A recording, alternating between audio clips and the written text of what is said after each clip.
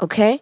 So this is something that I feel like maybe while we're in this journey of checking ourselves, we need to be very alert about, because at the end of the day, as we are checking ourselves and developing ourselves, what are we mirroring our success on? Like, while you're looking and setting your goals and your ambitions and things like that, and the pressures that you're really feeling in your life, because I feel like at some point when you're constantly on social media for the wrong reasons, there is this aspect of just getting so much pressure, feeling a whole lot of pressure. But I'm actually feeling pressured while I'm talking about this. Well, yes, people. I know you're getting me. I know. I'm not talking to myself. I know you. I know you get it. But yeah, do you feel that social media is a pressure cooker? Do you feel pressured at times? Do you feel pressured all the time when you're on social media? Is the pressure the same for women and for men?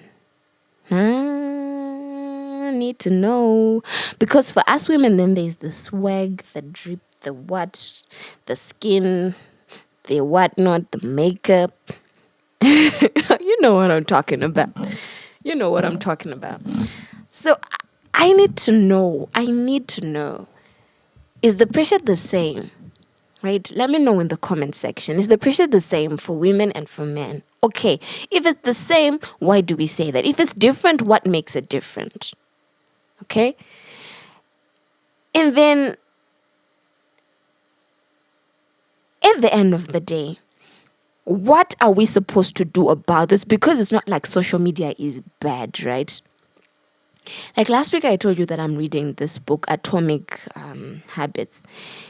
It says that the existence of anything and everything shows that that thing has a purpose. It is useful. Okay? So the existence of social media clearly shows that it has a purpose, it is useful. All right. In as much as we're saying that it has this effects on people, it has its purpose. It has made the global world so easily accessible. It has made us global citizens and things like that. Yeah. So how do we do it in a healthy way? How do you use social media in a positive way? We've talked about the trolling. That's done. Now we're talking about generally how we generally use it. Okay, when you're browsing, when you're scrolling on IG, when you're scrolling on Facebook and stuff, what you're seeing, how do you help yourself so that you don't fall into the pressure of this pressure cooker? The other day, I was watching a documentary on BBC Africa. It wasn't really based on social media only. I think it also had something to do about slay queens and stuff like that. But then basically it was about a girl. They were following women who post on social media. Someone who was anti-social media, like totally. She didn't even have Facebook. She didn't, nothing. Right, and we're talking about someone who's in her early 20s, someone who's fairly young, who would be like in this 21st century, would be like thinking, oh, it's weird that she's not on social media, but she wasn't. And she was saying that her reasons were that she saw how toxic it was to her friends whenever they were going out. It was always about the phones. They couldn't have conversations because their friends would always be on the phone, and how her friends would always be thinking about the next post, what they're going to wear in the next post and things like that. And she felt she didn't want to be a part of that. And then they had to bring in another lady who was the queen. You know them. The ladies were doing it on IG with 1 million followers. Yes, those, we salute you. Yeah. And so they brought these two ladies together and they were having a conversation. And the lady without like who was anti-social media and the one who was really, really active on social media, they had to like merge their worlds and get to understand each other's world. So at the end of the day, the lady who actually didn't have any social media account at all, she ended up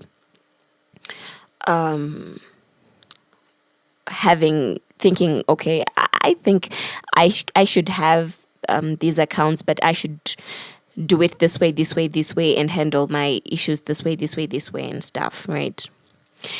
But while she was using it, right, this is in the documentary, while she was using it, they were psychologists and psychiatrists and whatnot. I don't know what you call them. Those people, yes, those experts. Yes.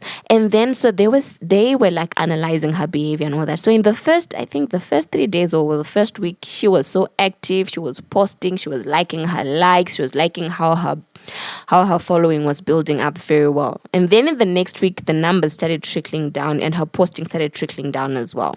So then the expert then came to us and explained to us, and she was saying that social media actually has depressive effects on people. All right? This is not me saying it to...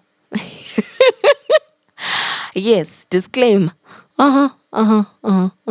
This is just what I saw on BBC Africa on a documentary. Okay, so then that's what she was saying. She was saying that it has depressive effects on people because when you get the numbers, it makes you live in that hype of having the numbers and the likes and the followers and the attention.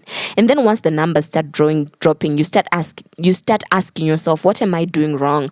What is wrong with my post? You don't think about other reasons, but you start like putting yourself under pressure, wondering, what am I doing wrong now that my numbers are now going down? And that is how people actually sometimes getting those depressive effects on social media. Especially, she was saying that especially those who build their self-confidence basing on social media, it really, really affects them. So guys, what are we saying here? What are we saying? Do you agree that it's a pressure cooker? What are we saying? And then going back to what Bonang said, remember she said something about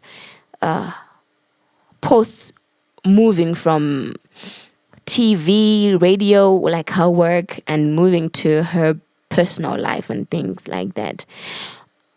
I don't know. We here in Zimbabwe, we've had our own situation with Miss Red when she had that altercation. I think it was about COVID. Because it was like 2020 when she had that interview with the lady. Was it in Nigeria or Ghana, whatever radio station? And she had that interview that she had, and then people ended up bullying her and trolling her for the responses that she had made. And then it just switched from the interview, from the politics that the guys had talked about on the interview. It just switched to her being called the B word, to her being called names. People are saying all these nasty things about her as a woman, demeaning her being as a woman. And in my mind, I was wondering, okay, where did people get this right to bring someone down? Okay, we're all human. Okay, we all human, and we're entitled to our perceptions and thoughts and things like that. Fine, we respect that. But then how does it move from you commenting on my work to my personal life? And now you're just attacking me as a person and not attacking me as the brand that was working and what I said. And you attacking or having a different opinion with what I said. How do we deal with that? How do we deal with that on social media? Things just becoming so personal, because if Miss Red had probably posted something about her personal life on social media, then maybe we would say, it's her who brought it. Like, remember when we had the Olinda and Titan situation where they would post stuff about their relationship, even like Olinda and Stan, and they were having their fights and stuff, right? Okay, then people would attack them. Okay, that is them. They have opened their door to their home to the social media, fine. But it's a whole different scenario when someone has not posted anything to do with their personal lives, and what you are attacking is their work, and all of a sudden you feel it's okay to just attack them as a person. I just have a problem with that. We need to check ourselves. We need to check ourselves on that one. You just cannot. I feel it's wrong. I mean, people talk to me. What do you think about that? Is it right? I feel like we need to check ourselves when it comes to that. We just cannot. We just cannot. And this whole thing of lines on social media, let me know. Where do we draw the line? And when you draw the line, like if you put your personal life out there and then people end up attacking, and then you end up being attacked in like a ruthless manner, who do we blame? Who do we blame? Who is to blame? I don't know, people. Let me know. I really, really want to understand this world, because I told you, I have a phobia. What I've seen on social media, yes. So, yeah. And then we say that our topic is social media, the pressure cooker versus life, the slow cooker. Okay? What would you rather use?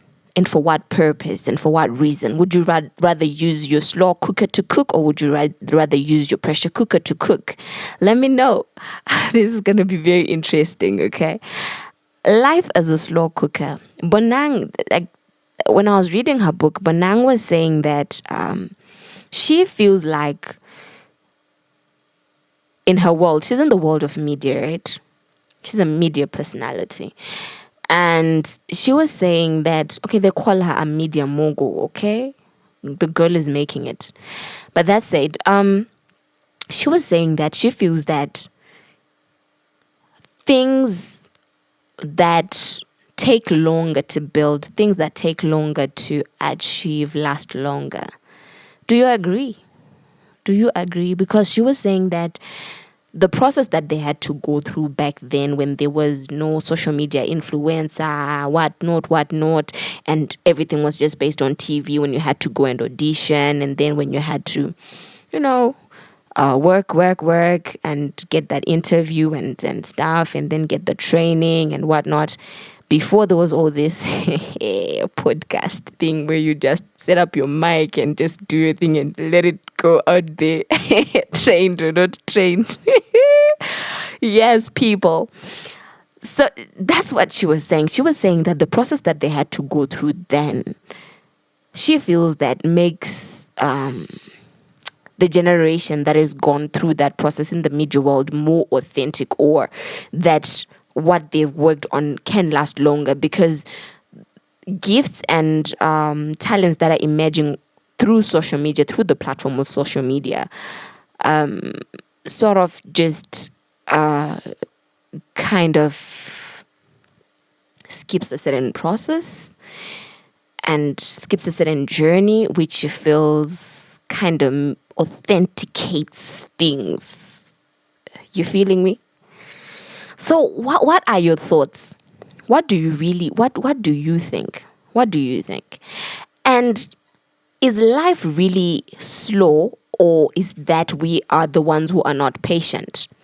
The process that life has to make us go through, like life in general, in life things just don't happen just like that. Like you've got to go through life kind of makes you go through a certain process before just achieving certain things, okay? Like in the real world, right?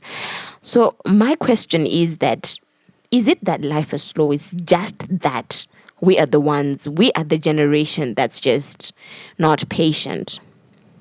I'll speak for myself on this one. I think we are becoming very, very, very impatient, because sometimes I was having a conversation recently with someone, and we're just sharing on how sometimes we feel like greatness is becoming so slow to get to us. You feel like, yes, I'm destined for this and this and this, but it's not coming to me. It's not coming to me in the time that I wanted to come to me. And I was saying, when you're called for greatness, or when you're called for whatever you want to call it, it means that the process that you have to go through is actually very, very different from everybody else. It's different because it's just called greatness. Okay? Climbing Kilimanjaro cannot be the same as climbing Mount Nyangani. Are you feeling me, people? So I was just saying, maybe sometimes we just feel like, okay, you just want to get to the point where you're celebrated. You just want to get to the point where you feel like, yes, mama, I made it. I have arrived. But will you be able to maintain? Will you be able to sustain? Will you be able to survive what happens in that world? What happens? What comes with that success? What comes with that level of achieving the things that you actually want to achieve? Will you be able to actually sustain and keep those things and develop them, that you want yourself to be entrusted with? Or would you rather say, okay, I want to go through the process of learning. I don't want to be raw. I want to be ready. For when the time comes, I will be able to handle. For when the time comes, I will be able to, develop whatever it is that will be entrusted me with. I don't know. What do you think, guys? On this topic, I need you to communicate with me. I really need your input, I really do. I really, really do. Please do give me feedback. I'm waiting for it. I need to understand this world. I really do. Confession. Confession, peeps. So myself, sometime last year, I really felt the social media pressure in terms of I was working on a certain project, and when you're working on a certain project and then you put it out there, and then people are like so anticipating and waiting and waiting and waiting, and I felt so pressured. And even though the project was on the ground, the project was being slowed down because of greater opportunities that were coming along the way. On social media, I could not put it out there that the project is being slowed down because of something bigger that's about to happen. All right, because it's just not their business. But I did feel really, really pressured because I felt like people are waiting. What am I going to say? What am I going to do? I don't know. I just felt this pressure. Until now, I didn't even understand. So this is what I did. I did a social media detox. Maybe it might work for you because it worked for me. I did a social media detox. I did not delete my accounts. I did not deactivate my accounts. But what I did was I just stopped. I just stopped posting. I stopped checking. I stopped IG and Facebook because those are the most that I'm most active on. I just stopped.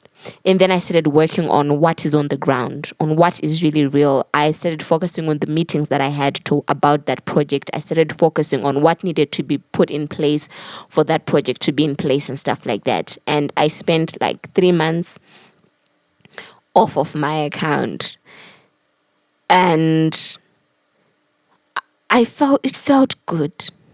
It felt really good. And I felt cleansed because when I went back, I'm not back in full swing, but I feel like now I have more understanding of it, of social media. I have understanding of how to go about it and things like that. So a cleanse is very important. So if you're one of those people who feel pressured at times, I feel like it's good for you to go for a social media cleanse. It really helped me. It might work for you as well. And then also, like, think about the lines that you want to draw. What do you want people to know? You need to be the one who is in control, who dictates your pages, who dictates your social media.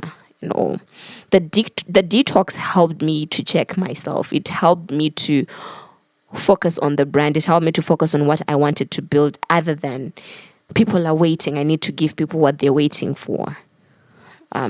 Yeah, so you need that time to literally just check yourself, not check yourself on social media how you're doing, but check yourself on the ground in reality if you're okay. Check yourself if in reality you are actually happy and your happiness is not based on the likes and followers and whatnot that you're getting on social media.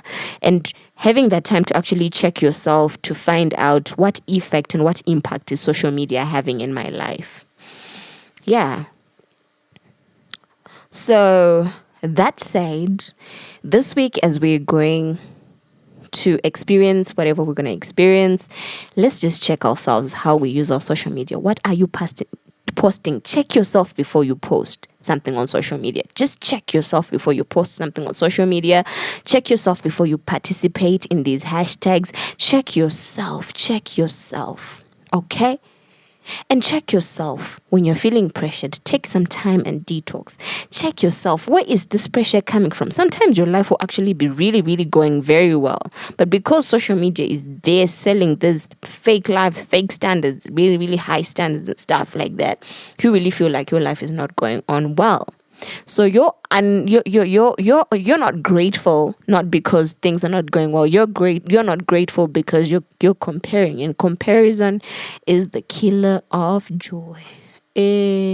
So don't let your life be based on comparison, comparing your life with what you see on social media. Do you pace yourself? Move with your own pace. Move with your own speed. Okay? So yeah, thank you for chilling with me this week. Thank you for chilling with me today. I hope you actually learned something. I hope I'm going to see something in the comment section that's going to be really, really nice. Let me know what you want us to talk about as well. I need to know. I need to hear feedback from you. Thank you for coming. Thank you for following. Please do invite someone when we send this link. Please do share it with your loved ones. And this is me, your girl, checking out. Thank you so much. It was pretty good chilling with you. Have a great week. Stay blessed.